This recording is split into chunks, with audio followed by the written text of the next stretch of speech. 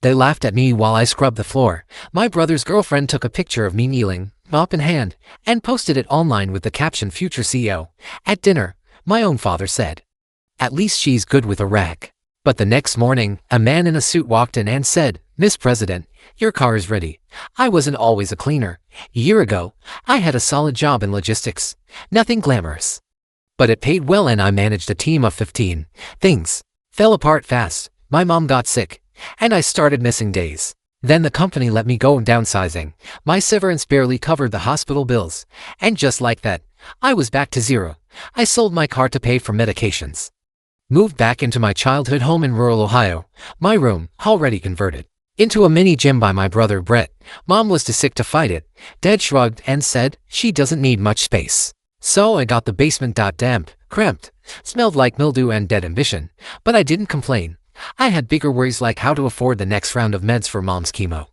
That's when I saw the flyer, "Evening cleaner needed. Downtown offices. $14 hour. Discreet."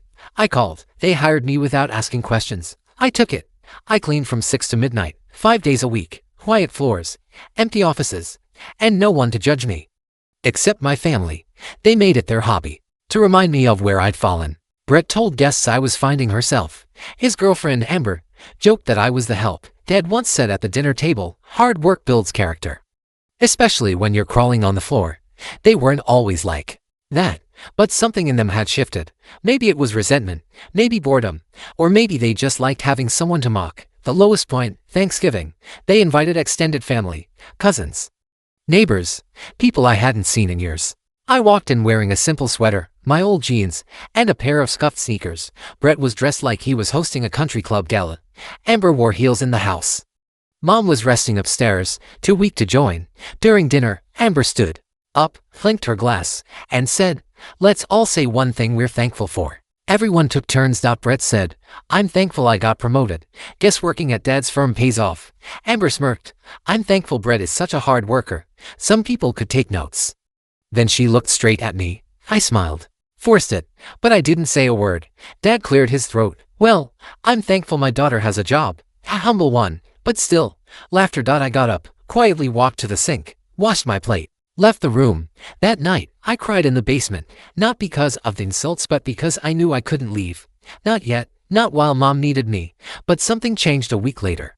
I was cleaning one of the high-rise offices downtown. Same routine, vacuum, dust, empty trash. But that night, I saw a folder left on a desk, open, titled "Matrix Redevelopment Project Phase 2 Virgin." Curious, I read the first few lines. It was a $1 billion infrastructure deal. Contracts, partnerships, city officials, and I recognized the name at the bottom of the page. Mine. Well, my alias. Years ago, I'd started a side LLC for freelance work. Logistics consulting. I'd named it Northview Strategies, just for extra income. It never took off, but apparently someone was using it. I froze. Checked the project director's name, Richard Easton. I had no idea who that was. So why was my dormant LLC on the biggest city project in 20 years? I took a photo of the document, just in case. And that's when I heard a voice behind me. "Can I help you?" I spun. It was a tall man. Sharp suit, late 50s, serious eyes. "I was just cleaning," I stammered, holding the vacuum. He nodded, glanced at the desk, and then looked at me again. "What's your name?" I lied. Grace Lohman." He stared. Then his face changed. "Beat." Then he smiled. "Miss Lohman, it's an honor. Mr. Easton has been looking for you." "Wait, what?" He walked over to me, pulled out a business card, and placed it on the desk. "We'll be in touch. And next time, no need to pretend you're the janitor." He walked away. I stood frozen, heart racing. What was going on? And how? Did they know who I really was? Was someone using my company to commit fraud? Or was this something bigger and more dangerous? What would you do if you stumbled into a $1 billion secret while scrubbing someone else's trash can? Asterisk. I didn't sleep that night. I lay on the cot in the basement, phone clutched to my chest, staring at the blurry photo of the document. Every time I closed my eyes, I saw the man's face again, his half smile, the business card he left, and that strange line, "Next time, no need to pretend you're the janitor." Pretend I was the janitor, but he'd called me by name, my real name, not Grace the cleaner, Grace Lohman, the owner of a defunct LLC that I hadn't touched in 3 years. At 4:37 a.m. I gave up trying to sleep and Googled Richard Easton. Results nearly made me drop the phone. He was the CEO of East and West Development, a billionaire, known for backdoor deals and shady partnerships with city councils. The Matrix redevelopment project was his brainchild. Why would he be looking for me? Unless someone had stolen my identity and my LLC to give their operation a layer of legitimacy. And now they thought I was part of it. I stared at the ceiling. If I did nothing, I'd stay a broke cleaner in my parents' basement. But if I tried to confront whoever was behind this, I could end up in serious danger. Still, I couldn't ignore the facts. Someone was using my name, and they were about to make billions off it. I decided to go back that night. I showed up early to my shift, dressed the same, gloves, work shirt, cap pulled low. I brought a small notebook, my phone, and a burner email account I'd created on the bus ride in. I waited until the office was mostly empty.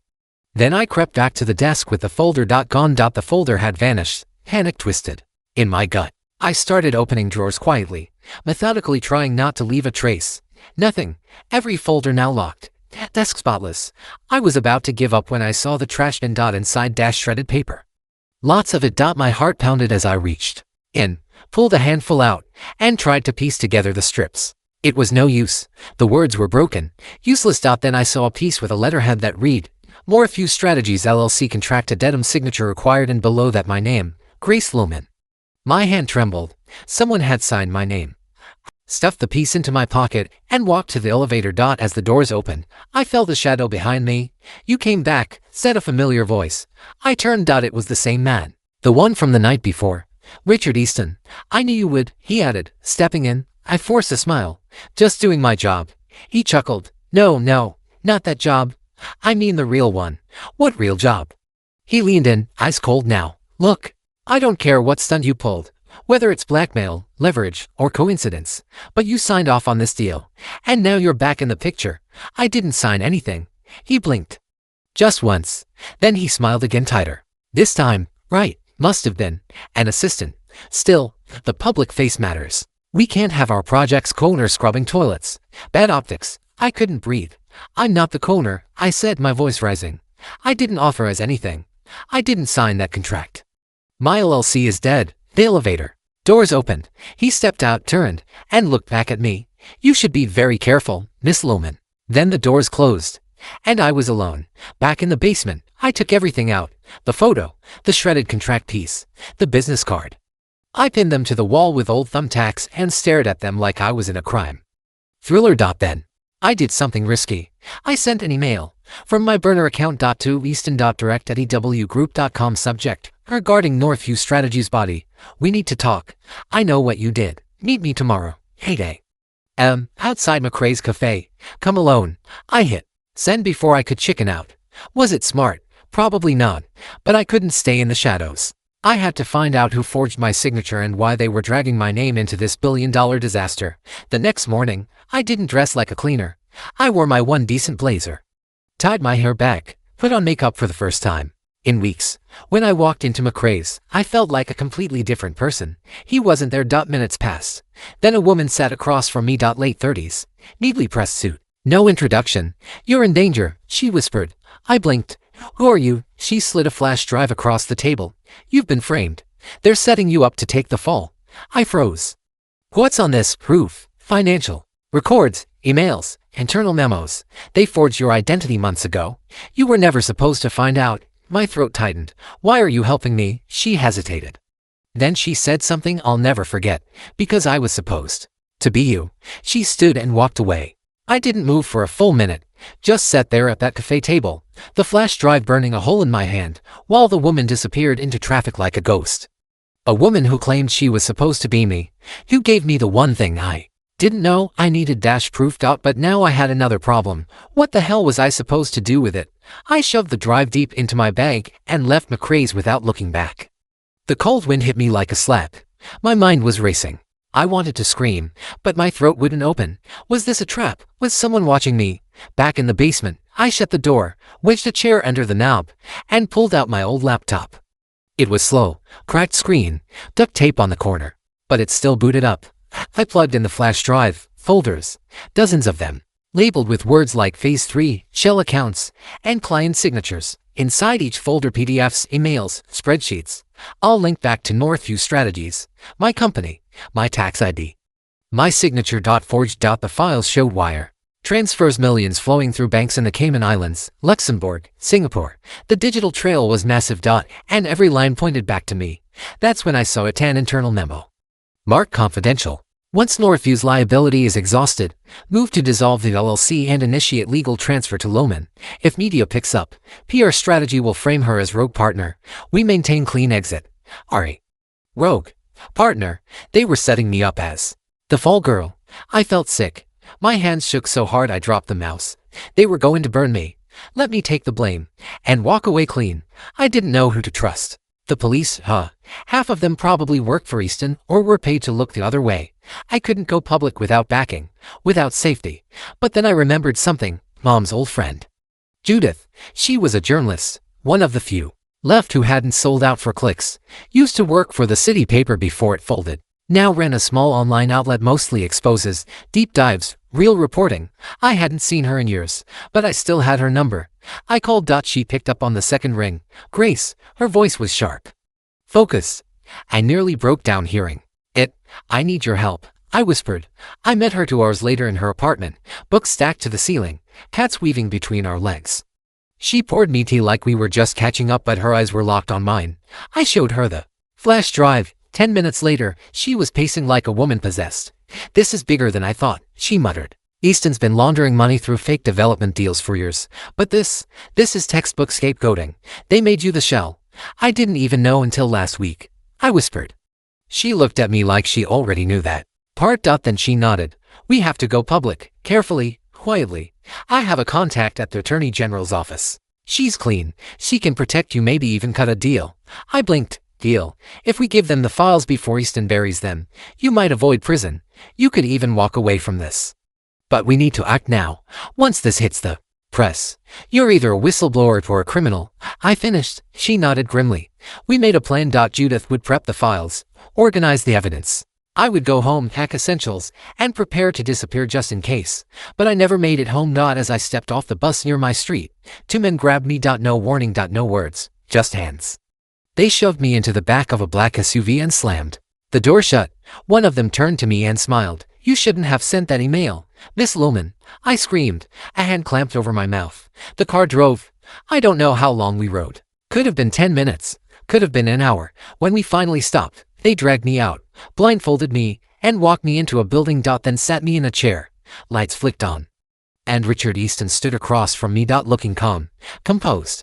Like we were at a business brunch. Grace, he said, folding his hands. I'm disappointed.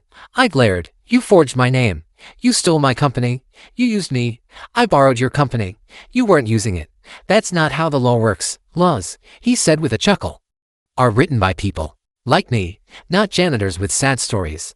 That hit me harder than I expected, but I didn't flinch. You're going down. He smiled again. Only if you take me with you. He slid a paper across the table. It was a confession, written by me. I looked up. This is a joke. It's your escape route, he said smoothly. Sign it, take the payout, disappear, or resist and suffer. I stared at the page, lump rising in my throat. Why me? I whispered. He paused. Because you were invisible. That broke something inside me. They chose me because I was alone, desperate, quiet. No one would miss me. No one would believe me. Except now. I had someone. Judith. I looked at the pen, then looked up and said no. What would you do if a billionaire offered you money to stay silent, knowing the truth could destroy him? Asterisk. The room went dead silent. Easton stared at me like I just spat in his face. His hand rested lightly on the table beside the fake confession, fingers twitching ever so slightly. His goons didn't move, but they grew heavy, charged, like static before a lightning strike. You don't understand what you're doing, he said finally, voice low and razor sharp. No, I replied, calm but defiant. You don't understand who I am. That was the moment something inside me shifted. I wasn't just a cleaner anymore. I wasn't the daughter who got mocked at the dinner table. I wasn't the girl hiding in her basement, drowning in other people's cruelty. I was the person who could bring him down. He smiled again, tight, like a man who'd just lost a round he thought was rigged. Then he stood. I hope your pride keeps you warm, he said, because your world's about to burn. He walked out. The door slammed behind him. His goons exchanged a glance. Then, to my surprise, they left too. I was alone. In a locked office. No phone. No windows, just me and a confession letter I'd refused to sign. I waited. Time slowed to a crawl. Eventually, I found a paperclip on the floor. Thank you. Corporate messiness and began working the lock on the door. Took me 20 minutes. But I got it open. I crept through dark corridors, praying I wouldn't run into anyone. Somehow, I didn't. Maybe they thought I'd crack. Or maybe Easton wanted me to walk out, thinking I still had options. Fine. Let him think that. Let him think he'd won. Because I had a plan. I went straight back to Judith's. She opened the door, took one look at me, and whispered, "Oh my God." I was shaking, pale, eyes wide. "They took me," I said. Easton tried to force me to sign a confession. She pulled me inside and locked the door behind me. "I've been working nonstop," she said, dragging me to the living room. "Your story, it's airtight now." I spoke with my contact at the AG's office. "She's in. We meet her tomorrow morning." "Too late," I croaked. "They're going to frame me, make me disappear." I saw it in his eyes. She frowned. "No, we don't give them the chance. We take it public tonight." I hesitated. "That's suicide." Judith shook her head and opened her laptop. "Not if we go live now. I've got the platform. You've got the story. And when this breaks wide open, they can't touch you. Not without it looking like revenge." I looked at the screen.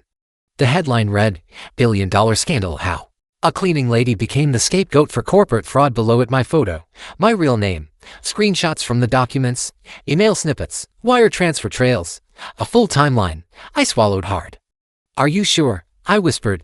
"No," she said, "but we're out of time. If we wait, they bury it. If we post it, people will listen." So I did something I never thought I'd do. I told my story. On camera. One take. No edits. I told the world everything about the fake contracts, the forged signature, the manipulation, the Thanksgiving dinner, the janitor job, the moment Easton offered me a way out. And I ended it with this: "I'm not invisible anymore. And I won't be your scapegoat." Judith hit publish. The article went live at 11:02 p.m. By 11:27, it had over 50,000 views. At midnight, it trended on social media. By 2 a.m., cable news picked it up. Headlines everywhere. My name, my face, my truth. And then the calls started. News outlets, legal reps, whistleblower protection groups, even strangers saying, "I believe you." But the one call I didn't expect, my dad. I stared at the screen when his name flashed. I hadn't heard his voice in weeks, maybe months. I answered. He cleared his throat. I saw your thing online." Silence. "You did good, kid," he said, voice gruff. "I'm sorry I didn't. I should have said it sooner." I didn't say anything, just listened as he quietly cried and then hung up. The next morning, we met with the Attorney General's office. They were furious at Easton. Turns out, this wasn't his first rodeo, but it was the first time they had enough to nail him. They launched an immediate investigation, froze his assets, opened subpoenas. Within 48 hours, Easton's empire began to crack. But then came the real twist. The woman from the cafe, the one who gave me the flash drive, she showed up again, this time on live TV. Her name was Vanessa Price, a former Easton executive. She went public, confirming everything. She'd stolen the flash drive. She knew what they were doing, but they cast her aside too. That's when she found me. "You were supposed to be the ghost," she said during an interview. "But ghosts don't scream." My inbox exploded. So did the story. Podcasts, talk shows, think pieces. The cleaning lady who brought down a billionaire became a household name. But it wasn't over, because Easton wasn't done yet. He posted bail, hired a media team, tried to flip the narrative, claimed he was the victim of a rogue employee conspiracy. Then he sued me for defamation. The audacity was almost laughable. Except the trial was real. And the stakes, everything. My reputation, my safety, my future. Judith prepped me. So did the AG's office. But I wasn't ready for what came next. A leak. To the press. Photos, emails. My emails, the ones I'd written in desperation, applying for any job I could find, pleading, apologizing for being late, begging for my mom's meds. They used my pain as ammunition, called me unstable. And fit. Desperate enough to forge her own signature to climb the ladder. The courtroom gasped. My legs nearly gave out. That night, I sat in the hallway, head in my hands, wondering if it was all crashing down. Then a janitor walked past. Stopped. And said, "Hey, you're her, the cleaner who stood up." I looked up, confused. "My daughter talks about you every night," he said. "Says you're why she applied to college, first in our family." He smiled. "You already won." Asterisk. I didn't sleep the night before my testimony, not because I was scared of Richard Easton, not anymore. But because I knew this was my one shot to speak the truth, my truth in front of a courtroom filled with people who had already judged me based on headlines, income, and humiliation. This wasn't just a lawsuit. It was survival. The courtroom was packed when I walked in. News crews lined the steps outside. Inside, Easton sat with his $1 million legal team, flipping through notes like this was a business meeting, not a battle to bury the woman he tried to erase. I took the stand. I looked directly at the jury, and I told them everything. Not just about the fraud, the forged signatures, the shell companies, the Cayman accounts. But about the nights I slept in a moldy basement. About how I worked until midnight to pay for my mom's meds while my family laughed at me for scrubbing toilets. About how I was invisible until I became a threat. You don't have to be rich, I told them, or powerful, or loud. You just have to be and willing to stay silent. Easton's lawyer came at me hard, twisting words, suggesting I was a disgruntled former partner seeking revenge, that I knew more than I admitted, that I benefited from the scheme. But I stayed calm, because I knew something they didn't. The night before, Vanessa the whistleblower sent over one final file sheet and covered an audio recording, dated just 1 month before the Matrix project broke ground. It was Easton saying, "The Cleaner Girls LLC is still valid. Use it. If she comes sniffing, we bury her in paperwork or make her disappear." Judith handed the recording to the Eggs team. They verified it, and today they played it in court. The room went silent. Easton's face twisted. For the first time, the mask cracked. The jury saw it. So did the judge, and the tide turned. Still, the trial dragged on. Lawyers threw mud. Media swarmed. Easton played victim, crying on talk shows, claiming his empire was being hijacked by a janitor with a grudge. But I didn't break, because by then, the public was on my side. People rallied: cleaners, nurses, factory workers, single moms, young women with dreams and no safety net. The underpaid, the overworked, the dismissed. They saw themselves in me, and I wasn't about to let them down. The verdict came 3 weeks later. I stood as the jury foreman read the decision. Defendant Richard Easton is found liable for defamation, malicious intent, and identity misuse. They awarded me $2.3 million in damages, but that wasn't the victory. The real win: Easton was indicted for fraud. Federal. And this time, there would be no PR spin, no golden parachute, no scapegoats. The man who mocked me for cleaning offices now had his name on every news channel for all the wrong reasons. He was arrested the next morning. In a $5,000 suit. At his penthouse. No limo. Just cuffs and silence. I thought I'd feel vindicated, but instead, I felt empty, like I'd carried this pain for so long that when I finally dropped it, I wasn't sure who I was without it. That night, I went home. Not to the basement. I had moved out long ago. Mom had passed peacefully 2 months earlier, holding my hand. Judith was with me when it happened. So was Vanessa. And for the first time in years, I wasn't alone. Now I lived in a small 1-bedroom in the city. Simple, clean, quiet. The first thing I did after the verdict, I called Brett. He didn't answer. So I left a voicemail. "I'm not mad," I said. "I just hope one day you treat someone better than you treated me. I'm doing okay. Hope you are too." I never heard back, but that was fine. Some endings don't need closure. The media tried to follow me for a while. Invites came in: book deals, podcast interviews, even a Netflix documentary offer. I turned most of them down. Except one. A high school in Brooklyn asked me to speak at their career day. I said yes. I walked in, and a dozen kids stared at me like I was a superhero. Not because I was rich or famous, but because I'd survived. I told them the truth, that I used to clean offices, that I lived in a basement, that I was laughed at. And then I said something I wish someone had said to me when I was 19. "You don't have to be perfect to matter. You just have to not quit, ever." They clapped. One kid cried.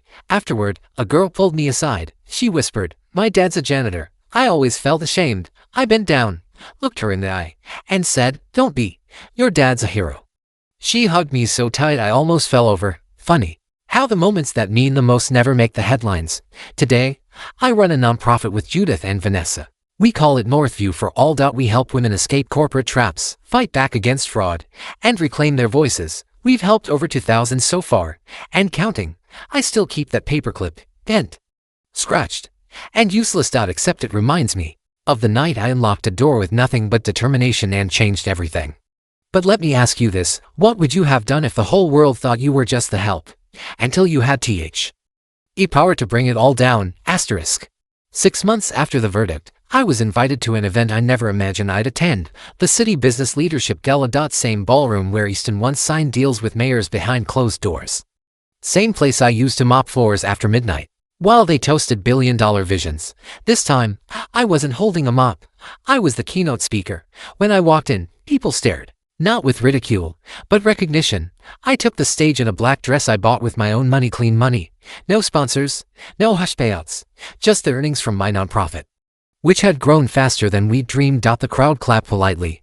But I didn't smile, because I remembered. I remembered the humiliation, the Thanksgiving dinner, Amber's smirk, my father's silence, Brett's cruelty. I remembered how the world had told me to know my place and how I burned that place to the ground. I'm not here because I played the game better, I began. I'm here because I refused to stay in it. They were quiet now. I was used, framed, mocked, buried, and not by criminals with masks, but by people in expensive suits who smiled in public and stabbed in boardrooms. I let that hang in there. Then I finished. They chose me because I was invisible, but invisible people are still watching, still listening, still fighting, and sometimes we win. That got a standing ovation. Not everyone clapped, but the ones who did mattered. After the gala, a woman in her 60s approached me in the hallway, tired eyes, coffee-stained teeth, hands that had worked too hard for too long. My daughter watched your interview, she said. She quit her job, started her own business, said, if Grace can fight back, so can I. She handed me a lanyard with a name tag. It read, Olena Lohman, founder, Lohman Cleaning Services. I blinked. She named the company after me. The woman grinned. She says she owes you her courage. I cried that night. Not for what I lost, but for what I gave someone else, for what I'd become. But not everyone had moved on. 2 weeks later, a letter arrived. No return address, just a single sentence typed on expensive cardstock. This isn't over. I knew who it was from. Easton. He single quotes D taken a plea deal to avoid trial, fined millions, blacklisted from every boardroom that mattered. But people like him don't disappear. They lie in wait. Plotting. Rebuilding. That night, I bolted my windows and checked every lock. But I didn't run. I called Judith. And Vanessa. We started planning. If Easton was going to rise again, we'd be ready. We hired a legal watchdog, launched a podcast that exposed corporate abusers by name, started hosting community town halls. People joined, whistleblowers, survivors, janitors, accountants, teachers, nurses, grandmothers. They all had one thing in common. They'd been used, betrayed, silenced. Until now. Then, something unexpected happened. I got a call from Amber. Yes, that Amber. Brett's girlfriend. The one who took a photo of me on my knees scrubbing a floor and posted it online as a joke. She was crying. I'm sorry, she said. I didn't know what you were going through. Brett was cruel. I just followed his lead. Why are you calling me now? She hesitated. I left him. He hit me. The world tilted. Where are you? I asked. Hotel. No money. No car. Just my phone. I took a long breath. The old me would have hung up. But the new me, the woman who'd been mocked, used, erased and still stood, she said, I'll get you a ride. Stay put. Amber ended up working at one of our shelters. Eventually became a peer counselor. Funny how the villain in one chapter becomes the ally in the next. My father never quite said the words I needed, but one day, he showed up at our nonprofit's open house, just stood in the back, arms crossed, then slipped out quietly. I found a note later on my desk, scrawled in his familiar, shaky handwriting, You're not nothing, you never were. I kept it. Taped it beside the old paperclip on my office wall, a shrine to everything they tried to break in me and failed. One morning, about a year after it all began, I got a call, a known number. I almost didn't pick up, but I did. The young voice said, Is this Miss Grace? Yes. I'm calling from Rockvale Middle School. We're doing a project on bravery. Can we ask you some questions? I smiled, and for the first time in what felt like forever, I felt peace. This wasn't a story about revenge anymore. It was about reclamation. Of voice. Of worth. Of power. The day they mocked me on the kitchen floor, that was their legacy. But the day I stood up in court, that was mine. So now I ask you, what legacy would you leave if everyone around you called you worthless? And you proved them wrong? Tell me in the comments. I want to hear your voice. Because I swear, invisible people change the world. Asterisk. That's the end of today's story. Did things turn out the way you thought? Or were there some surprises along the way? Share your thoughts in the comments. I'd love to hear what you think. If you enjoyed this journey, don't forget to hit the like button.